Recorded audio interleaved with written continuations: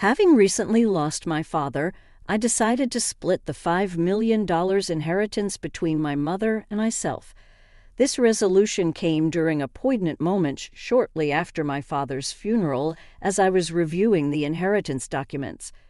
Brian, without any right, casually remarked, "Laura, don't be greedy." His next words shocked me even more. Finally, I can quit my job. I owe it all to that doddering old man. I was appalled. "Are you referring to my dad?" I asked incredulously, unable to hide my shock. Brian ignored my dismay, and together with my mother-in-law, they excitedly made plans to buy a new car and go on a shopping spree. This unexpected behavior was too much for me. Here I was, grappling with my father's death, overwhelmed with household responsibilities, and now listening to them insult the man who had just passed away. The thought of continuing to live with Brian and my mother-in-law became unbearable. Trying to keep my composure, I managed a forced smile and said, "Sure, use the money as you and my mother-in-law please. My name is Laura Brown. I'm a 40-year-old housewife who works alongside my husband. I grew up as an only child to parents who were both doctors and ran a highly respected clinic in our hometown. They showered me with affection, and although I chose a career in pharmacology over medicine, they supported my decision. Tragedy struck our family 8 years ago when my mother died in an accident, leaving my father and me heartbroken. During those difficult times, Brian, then my boyfriend, was my pillar of support. We met through a mutual friend, and 3 years after my mother's passing, Brian proposed. Brian worked as an ordinary salaryman in the food and beverage industry.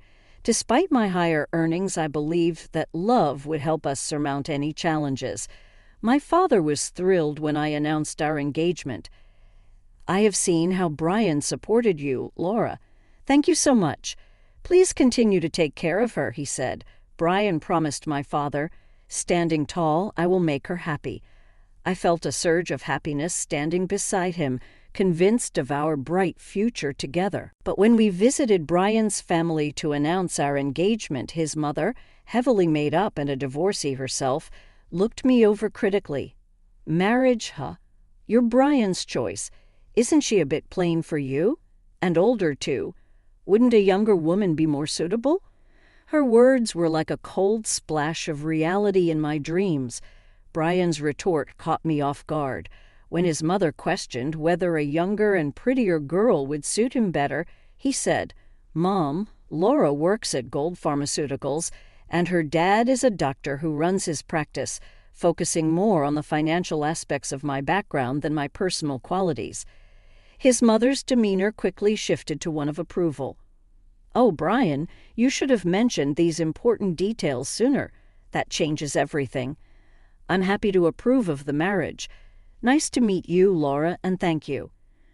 With his mother's approval secured, Brian was elated. Yet, despite the smooth progress towards our marriage, I felt a lingering unease as we prepared to officially register our marriage. My father, who was not only a doctor but also a property developer, presented us with a generous wedding gift, an apartment in Philadelphia, USA. I shared the exciting news with Brian. "Dad has given us this apartment as a wedding gift. It's our new home. Let's live here happily and peacefully together." Brian's smile radiated happiness, marking the beginning of our married life. However, the reality of married life soon revealed unsettling truths. Brian, who had lived with his parents until our marriage, seemed almost entirely incapable of handling household chores. He couldn't cook, was clueless about operating the washing machine, and showed no interest in learning. His habits were messy. He left garbage scattered around and never bothered to clean up. While I was committed to sharing household responsibilities evenly, Brian's carelessness only increased my frustration. During our first year of marriage, I shouldered all the household duties. Although it was our honeymoon phase, the burden of managing both work and home life alone wore me down. By our second year, I reached my breaking point and decided it was time for a serious discussion about sharing household duties. I gathered my courage and expressed my dissatisfaction to Brian, hoping for some understanding or willingness to change. To my dismay, his response lacked both gratitude and reflection. "I'm tired from work, too," he said dismissively. "You're much better at chores than I am. It's better if you handled them since I'm not good at it," dismissed so casually. Brian continued to avoid helping with the chores, leaving me to manage our home almost single-handedly as our marriage progressed. I found myself increasingly bearing the burden of our household responsibilities, but that wasn't the only challenge I faced after marrying Brian. I also discovered that his mother had some demanding expectations. Brian never showed much interest in celebrating seasonal occasions, so I decided to send a thoughtful gift to his mother for Mother's Day. I chose a high-quality scarf and a bouquet of carnations, thinking she would appreciate the gesture. However, her response left me stunned. She called me, sounding displeased, and criticized the scarf for not being a luxury brand item. I attempted to explain the quality of the scarf, but she dismissed my explanation, insisting that she only wanted gifts from renowned luxury brands. Feeling bewildered, I relayed the incident to Brian when he returned home, hoping for some support. Instead, his response was dismissive. "It's just a scarf. Just do as she says," he said. From then on, to avoid conflict, we resorted to giving her cash as she demanded. Moreover, by our 6 years of marriage, Brian's mother began to visit our home frequently, often finding reasons to ask for money. Brian, without hesitation, would always oblige, handing over money with a smile. Despite my having a job, Brian's income was modest, and managing our finances became increasingly difficult. Driven by desperation, I began to dip into our savings and cut living expenses. Despite my frustrations, I reminded myself that Brian's mother had supported me during tough times, and as the mother of someone I cared about, I felt compelled to endure these challenges. Now, in our 7 years of marriage, I continue to manage all household chores and the demands for money from my mother-in-law. During this routine, my father, whom I hadn't seen in some time, called me unexpectedly. The news he shared during our rare meeting was heart-wrenching. He revealed that he was suffering from terminal cancer and that treatment was no longer an option. Overwhelmed with shock, tears spilled from my eyes. My father gently stroked my head, comforting me as he did when I was a child, and softly said, "Laura, this is fate. Let's accept it quietly." Faced with this devastating news, my days became a relentless juggling act of work, household duties, and visits to my father's hospital. While my job provided some flexibility, managing the household remained a challenge. When I informed Brian that I would be caring for my father during this difficult time, he showed no reaction or willingness to help, leaving me to navigate these hardships largely on my own. "Please do your best," was all he could muster, and he visited my father in the hospital just once. With my attention fully on my father's care, I had little energy left for Brian. If I had any time to spare, it was only natural that I wanted to dedicate it to my father. One day, as my father lay weak in his hospital bed, he asked me out of the blue, "Laura, how is your marriage with Brian going?" His question caught me off guard. Reflecting on Brian's indifferent attitude at home and his mother's demanding behavior, I found myself at a loss for words. My hesitation must have spoken volumes, because my father gently told me, "Laura, you don't have to endure all this. Think about your happiness. Don't worry, you won't face any hardships after I'm gone." His words brought tears to my eyes, and I wept as he held my hand firmly and silently. 4 months later, the inevitable happened. My father passed away quietly amidst immense sorrow. I began arranging his funeral. Brian, however, seemed detached from my grief and offered no help with the preparations. Despite this, I was too occupied with the funeral details to focus much on Brian. Many friends and acquaintances came to pay their respects, making it a deeply moving farewell. Even the usually indifferent Brian and his mother attended. The day after the funeral, I received a call from a lawyer regarding my father's inheritance. I arranged a meeting to discuss the details, and what I learned was both surprising and overwhelming. After taxes, such as the inheritance tax, my father's estate amounted to over $5 million. He had been successful not only as a doctor, but also in real estate investments, leaving behind a substantial fortune, all of which was to be inherited by me, his only daughter. Filled with surprise and gratitude, yet trembling at the thought of managing such a significant sum, I proceeded with the inheritance process. After returning home, I spread out the documents I had received from the lawyer on my desk, reading through them. Exhaustion finally took over, and I dozed off on the sofa. When I awoke, I could hear the cheerful voices of Brian and his mother in the distance, discussing something that sounded far too jovial given the recent events. Their laughter and conversation seemed disconnected from the gravity of our recent loss, leaving me feeling even more isolated in my grief and responsibilities. As I awoke from my doze, I was surprised to see Brian approaching me with a beaming smile. "Yes, Laura, well done," he exclaimed, confused by his sudden excitement. I noticed the inheritance papers in his hand, the ones I had received from the lawyer. "Wait, don't just read those without asking," I said, shocked and angry that Brian had gone through the documents without permission. However, my mother-in-law, unfazed by my distress, happily chimed in. "Wow, an inheritance of $5 million. Isn't that amazing? Now we can live comfortably for the rest of our lives." I was stunned and couldn't understand why she was so exuberantly laying claim to the inheritance. Brian then turned serious and declared, "About this $5 million, I've decided it will be split between me and my mom." His words felt like a blow, especially since it was right after my father's funeral. Brian had looked through the inheritance documents without my permission and boldly stated, "Laura, don't be too greedy. Oh, now I can finally quit my job. I have to thank that doddering old man," Brian continued. "Are you talking about my dad?" I blurted out, my voice tinged with disbelief and hurt. "Well, anyway, let's proceed with the inheritance process and get the money into our joint account as soon as possible," Brian continued, ignoring my shock over his blunt and disrespectful remarks. As Brian and my mother-in-law excitedly discussed plans to buy a new car and go shopping, my emotions reached a boiling point.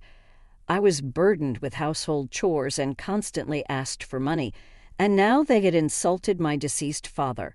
Holding back my anger, I replied with a forced smile, "Sure, use the money however you and my mother-in-law please." Hearing this, my mother-in-law, seemingly satisfied, said cheerfully, "That's the spirit, Laura, quick to agree. Now make sure you work hard and earn money. I don't want our savings to decrease, so work hard." I just nodded, pretending to listen to her selfish words. Afterward, Brian and my mother-in-law began living extravagantly as if they had suddenly become millionaires. Brian quickly quit his job, and my mother-in-law practically moved in with us, staying at our house constantly. They would leave in the morning and return laden with luxury brand items from their lavish spending spree. They even started critiquing high-end restaurants.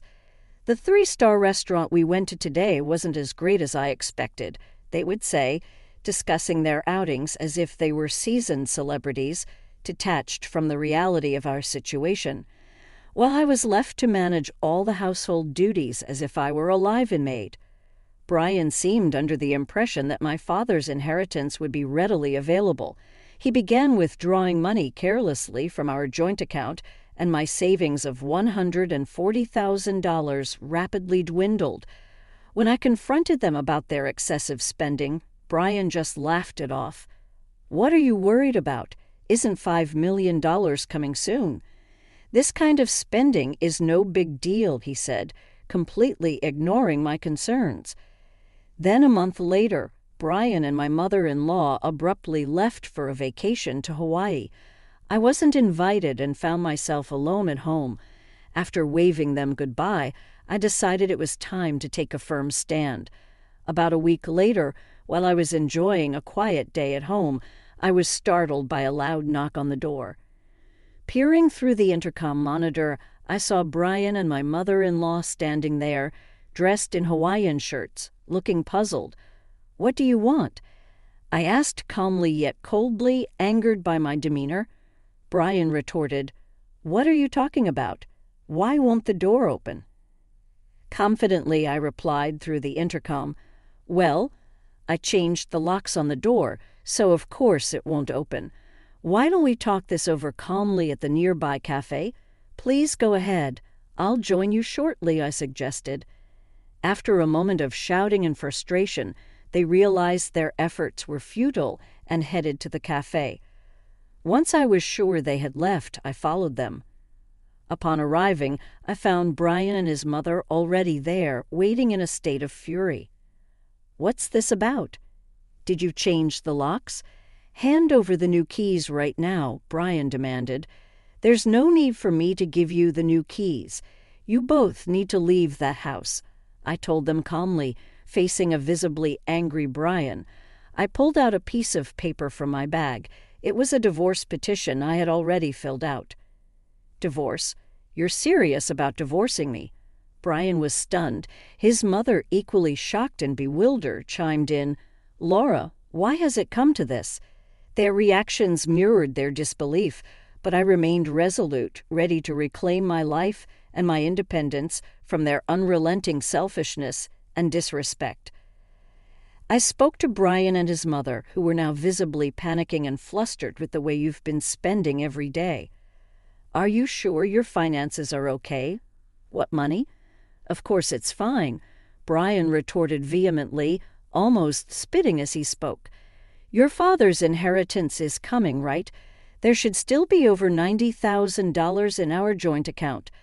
Look, I'll show you right now." Saying this, Brian pulled out his smartphone and quickly opened the banking app to check the account. His expression shifted suddenly. "What? What's this? Why is the money gone?" It was there just the other day. Hearing Brian's startled reaction, his mother also checked her phone, her face clouded with confusion. I decided it was time to reveal the truth to them while they were still trying to make sense of the situation. "Of course it's gone. I'm divorcing you, so I moved that $90,000 to my account as part of the property division," I said. "What do you mean?" Brian's face twisted in anger for a moment, but then he smirked as if a thought had struck him. "Fine, I'll divorce you, then transfer the inheritance you got from your dad right away. After all, property acquired during the marriage is split half and half in a divorce, right?" "You might be misunderstanding something," I replied calmly. "Did you not know that the inheritance I received, even though it was during our marriage, doesn't count for property division?" There was a moment of silence as this sunk in. Then Brian and his mother's expressions changed drastically. Perhaps they truly believed they would receive part of my inheritance. I could only sigh in disbelief at their ignorance. "No, that can't be true. That's impossible." His mother's face turned red, a mix of denial and anger flaring up. "Please check for yourself," I said, a hint of mockery in my voice. Brian started frantically searching on his smartphone. "It says here, property inherited by one spouse from a parent is considered separate property, therefore it's not subject to division and can't be split between the spouses." "What, seriously?" His mother, too, looked at the screen in shock. Then Brian approached me, pleading desperately, "Laura, please don't divorce me. I have no savings and no job. How am I supposed to live if you divorce me?" Faced with Brian's weak attempt to sway my decision, I spoke to him clearly and firmly. "What are you talking about? Take responsibility for your actions.